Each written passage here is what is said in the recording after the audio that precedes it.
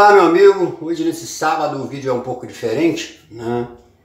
E eu tenho falado muito sobre autoescola porque tenho trabalhado com autoescola, então eu tenho tratado muito sobre esse tema, principalmente para alunos, né, onde eu trabalho. Mas hoje, eu quero trazer algo diferente, mais ou menos do que eu já fazia antes no canal, tá? Do que a gente vai tratar? A gente vai tratar de um verso que está em Lucas capítulo 5, tá? Se não me falha a memória, a partir do verso 29, por aí, tá? 29 a 32, alguma coisa desse tipo, não me falha a memória agora. Onde Mateus, né, conhecido como Levi também, era publicano, ele fez um banquete, uma festa, convidou Jesus, fariseus, os publicanos e outras pessoas para participarem desse banquete. E nesse meio, onde havia os religiosos mais ferrenhos, como os fariseus, os publicanos e outras pessoas, a ideia era uma reunião de amigos, já que Mateus deixaria de ser publicano para seguir Jesus e ficaria ali fazendo um seminário de 3 anos com o Mashiach. Bom, dentro desse conteúdo é que eu quero trazer uma reflexão para esse domingo, né? E que reflexão seria essa? A reflexão é o seguinte: quando todos estavam à mesa comendo, os fariseus, os religiosos da época, eles estranharam que Jesus estava comendo à mesa junto com publicanos, com pecadores. Eles achavam um absurdo essa junção, essa proximidade entre os religiosos que praticavam a sua fé com os pecadores e os publicanos. E eu creio que o pensamento deles era o seguinte: se esse camarada aí, né, se esse Yeshua, se Jesus realmente fosse de Deus, do céu, ele jamais se sentaria à mesa com pessoas pecadoras, ele só procuraria os santos. E dentre esses santos, é claro que eles se intitulavam os santos pela fé que tinham, pela religiosidade que tinham, e simplesmente os demais eram postos à porta dessa religiosidade dentro de uma caixinha que tinha o nome pecadores. Então tudo que era pecador ficava naquela caixinha e não no templo. Tudo que era pecador ficava dentro daquela gaveta e não misturado com eles, porque eles eram muito santos para estar caminhando com essas pessoas. Essa é a base da visão religiosa, não só daquela época como de hoje, né? Essa junção de não poder misturar as duas coisas. Um fica lá e o outro fica aqui, se esquecendo que, em sua maioria, todos os, entre aspas, santos de hoje que frequentam uma religião, independente da igreja, não vou citar a denominação, foram pecadores, praticaram o pecado e depois deixaram de praticar determinados pecados. Nem todos, porque você vê que a partir do momento do julgamento que eu sou santo e aquele não é, isso já é um grande pecado, porque só existe uma pessoa que vai fazer essa cisão de divisão de quem é e quem não é, e esse alguém é o Eterno e mais ninguém. Existem vários textos onde a gente vai ver que os pescadores pescam, mas quem separa os peixes não são os pescadores. Certo? Existe alguém que vai separar esses peixes. Logo, todos estão na mesma rede. E quando eles veem o Mashiach, o Messias Jesus ali, o que eles fazem? Eles ficam pasmados. Como sentar-se à mesa com esse tipo de pessoa? Né? Com esse pessoal que tem uma doença. E toda doença ela se manifesta. Porém, o pecado ele não tem sintomas aparentes. Você pode estar em meio a pecadores sem saber que são pecadores, porque existem os pecados ocultos da fofoca, da mentira, da usura, da gula, da cobiça, da inveja, da intolerância. São pecados que não se apresentam, não têm sintomas, não são sintomáticos. Logo, eles estavam tão impregnados desse sintoma doentio de pecado que não perceberam que eles estavam doentes também, na mesma forma de pecado. E quando eles tentam arguir em pensamento Mashiach, eles têm uma resposta que de repente deve ter chocado a eles, e que talvez o que eu vou falar agora vai chocar alguns dos senhores religiosos, mas eu não quero chocá-los, a minha intenção não é essa, a minha intenção é apenas trazer uma reflexão. Por isso que eu não debato conteúdo no meu canal, tá? Eu saliento alguma coisa, mas não debato, principalmente quando eu vejo que a pessoa já vem armada para defender um credo, tá? Então eu não vou debater isso, porque não vai me levar a lugar nenhum. E Jesus simplesmente diz que quem precisa de médico, em se tratando de doença, são os doentes e não os sãos.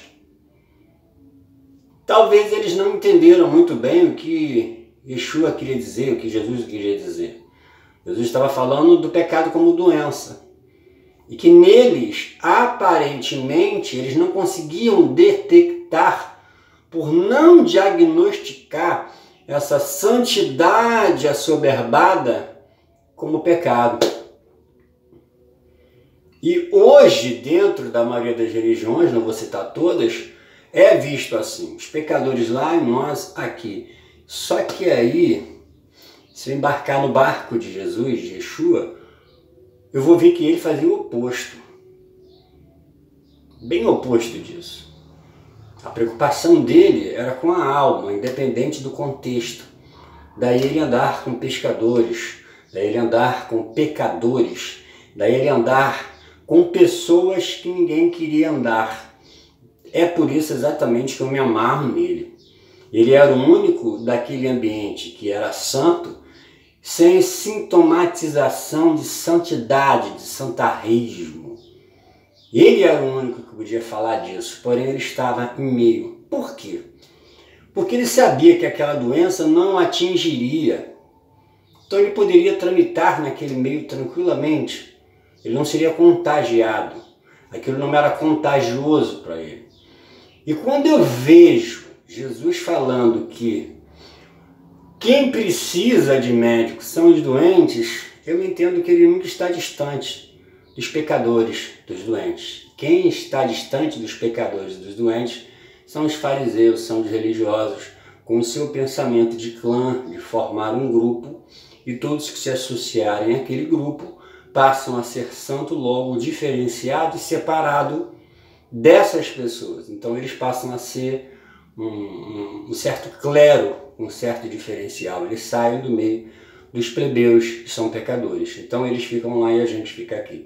Isso aí é a primeira demonstração de falta de amor, que é o que Paulo vai citar em 1 Coríntios 13. Ainda que eu falasse a língua dos anjos e dos homens, ainda que eu entregasse a minha vida, se eu não tiver amor, eu nada seria.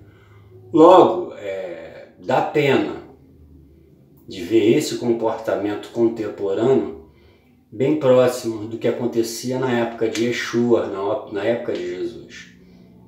Eu olho e, sinceridade, eu sinto pena. Uma roupa diferente, uma forma de falar diferente, uma forma de saudar diferente, que os intitulam e os colocam numa caixa chamada santos. E os outros são os pecadores. Certo? A reflexão de hoje, ela tramita dentro dessa área. Para um pouquinho e pensa na atitude de Jesus, tá? Ele com a prostituta, vou usar um linguajar bem chulo para vocês entenderem, diante da puta ele falou, vai, não peques mais. Ele não falou, vai, os seus pecados estão perdoados. Ele só falou, não peques mais, você está curada por enquanto. Eu só não cometer os mesmos pecados. Mas ele esteve ali com ela e a perdoou no momento, no ambiente onde ela ainda era pecadora. Isso é misericórdia, isso é relacionamento com pessoas que estão em pecado ou em fase de pecado, certo? Se você olhar para dentro do contexto bíblico, Deus nunca teve problemas em se relacionar com pessoas com ou em pecado. Eu posso citar aqui o exemplo, por exemplo, de Davi. Em momento algum houve uma cisura, um corte de relacionamento. Davi deseja Betseba, possui Betseba, engravida Betseba, que era a mulher de Urias. Hoje, dentro de uma religião, ele já estaria fora há muito tempo, mas sem nem pensar nem muito de longe, ele ficaria olhando do outro lado da rua o que aconteceria dentro dos templos.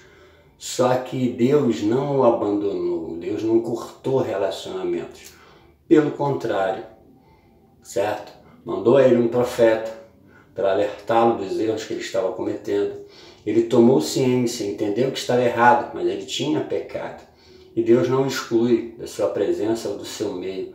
Ele continua sendo rei, ele continua à frente do povo, não foi destituído do seu reinado. E o fruto oriundo desse relacionamento de pecado com Betseba foi o ilustríssimo Salomão, que Deus se apaixonou por ele. Muita gente prega sobre ele, lê Provérbios, que é uma maravilha. Não se esqueça de que ele era filho da mulher de Urias, como está lá no livro de Mateus, e que o pai dele havia matado o primeiro marido dela para estar com ela, e Deus não cortou relacionamento com ele, nem tirou dele a linha célebre de estar dentro da sua linhagem.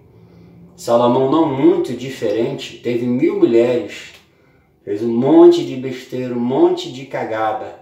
Em momento algum Deus cortou o relacionamento com ele, apenas o acompanhou nesse processo de aprendizagem. Por isso, se olharmos para dentro das Escrituras, nós vamos ter um vasto exemplo de que Deus não corta relacionamento com pecadores. O que ele não gosta é do pecado, mas do pecador ele procura o máximo possível tirá-lo desse meio. Logo, se no seu meio de santidade, de santarice, o comportamento é matar espiritualmente, é matar carnalmente a ideia da existência do outro, porque ele cometeu um pecado, cuidado, muito cuidado, porque a pessoa que separa os peixes da rede não é você. Lembre-se da resposta de Jesus, porque quem precisa realmente de médico são os doentes e não os sãos. E você, se você se considera são, não tire de quem tem o direito de ser atendido por esse médico, certo? Simplesmente porque você está são, vetar aos doentes essa proximidade. A reflexão de hoje é essa, que o Eterno possa nos abençoar. Se por um acaso ofendi alguém com as minhas palavras ou você se sentiu ofendido, me perdoe, a intenção não era essa, e que possamos continuar caminhando, entendendo que Deus não corta relacionamento com pecadores, que Jesus, Yeshua, se relacionava no meio, e a maioria dos seus milagres não foi vai, os seus pecados estão perdoados, vai e você está curado. Ele curava a carne, mas o interior competia à pessoa querer tratar-se, querer retratar-se e mudar o seu contexto de vida. Tá bom, meu querido? Que o Eterno possa assim nos abençoar e até a próxima, se Ele nos permitir.